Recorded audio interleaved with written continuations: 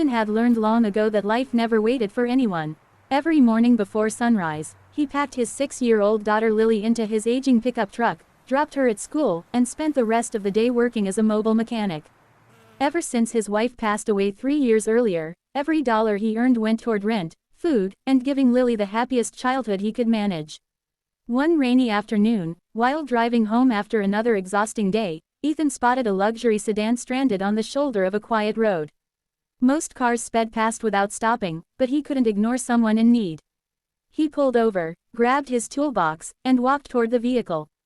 Behind the wheel sat a woman wearing dark sunglasses despite the cloudy weather. She apologized softly and explained that her engine had suddenly died. Ethan quickly discovered the battery terminal had come loose and fixed it within minutes.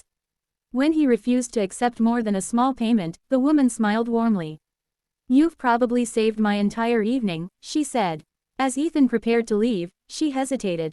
"I know this sounds strange," she admitted, "but are you by any chance Ethan Carter?" He froze. "Yes, how do you know my name?" She laughed quietly. "I think we're supposed to have dinner together tonight."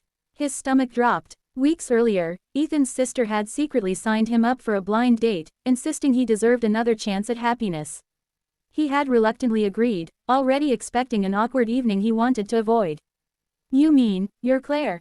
"The very same." Ethan wanted to disappear. He looked at his grease-covered hands, worn boots, and faded work clothes. She looked elegant, confident, and clearly belonged to a different world. "I'm sorry," he muttered. "You probably expected someone different."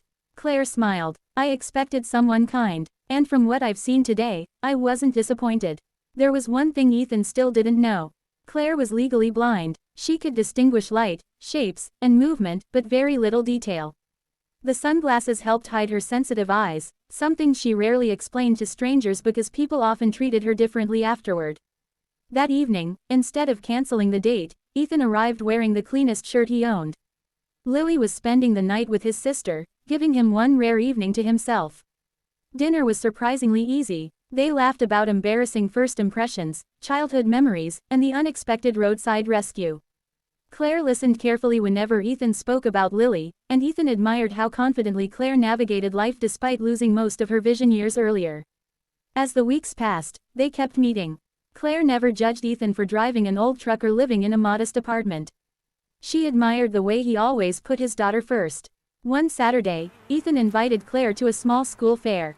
Lily immediately liked her. Instead of feeling awkward about Claire's vision, Lily simply took her hand and became her cheerful guide, describing colorful decorations, games, and balloons with endless excitement. Claire's eyes filled with tears. No adult had ever made her disability feel so ordinary. Months later, Ethan finally learned another surprise. Claire owned the technology company where she worked as CEO.